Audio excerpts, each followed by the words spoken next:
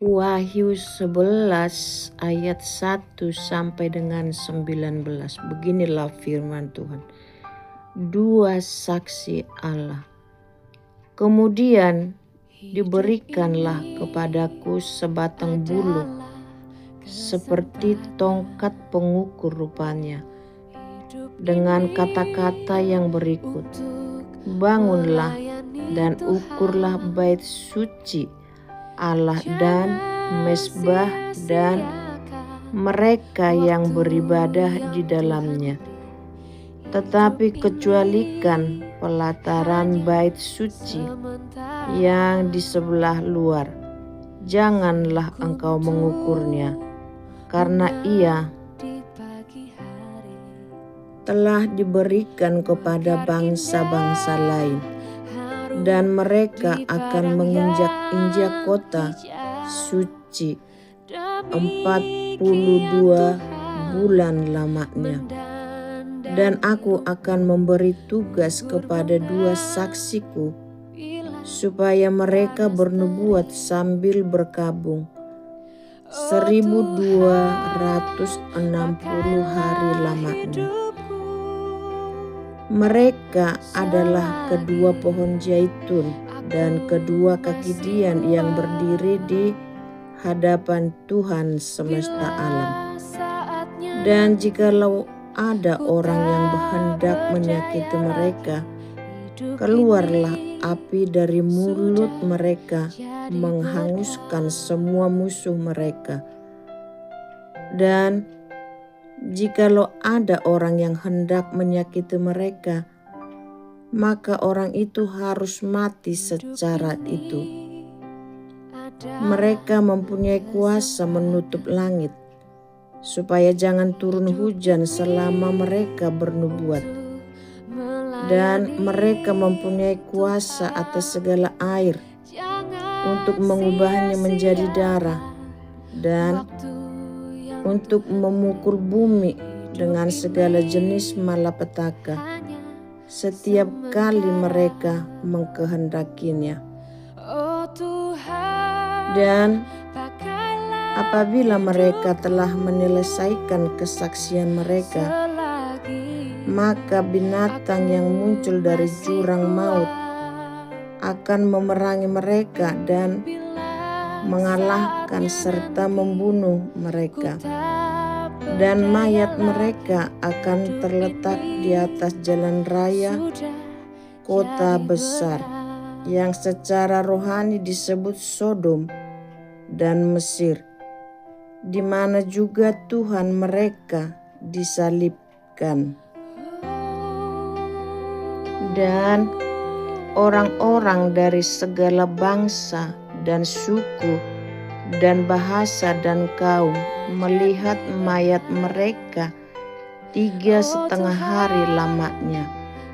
Dan orang-orang itu tidak memperbolehkan mayat mereka dikuburkan. Dan mereka yang diam di atas bumi bergembira dan bersukacita atas mereka itu, dan berpesta dan saling mengirim hadiah, karena kedua nabi itu telah merupakan siksaan bagi semua orang yang diam di atas bumi. 3,5 hari kemudian masuklah roh kehidupan dari Allah ke dalam mereka, sehingga mereka bangkit, dan semua orang yang melihat mereka menjadi sangat takut. Dan orang-orang itu mendengar suatu suara yang nyaring dari sorga, berkata kepada mereka, naiklah kemari. Lalu naiklah mereka ke langit, diselubungi awan, disaksikan oleh musuh-musuh mereka. Pada saat itu terjadilah gempa bumi yang dahsyat, dan 1/10 bagian dari kota itu rubuh, dan 7.000 orang mati oleh gempa bumi itu. Dan orang-orang lain sangat ketakutan lalu memuliakan Allah yang di sorga.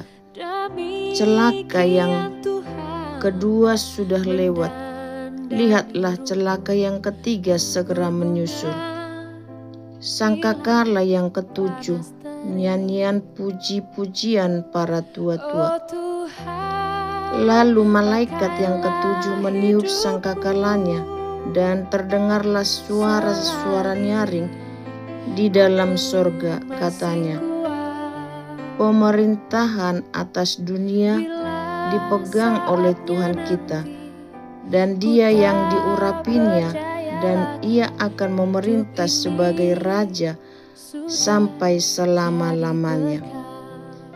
Dan ke-24 tua-tua yang duduk di hadapan Allah di atas tahta mereka tersungkur dan menyembah Allah sambil berkata,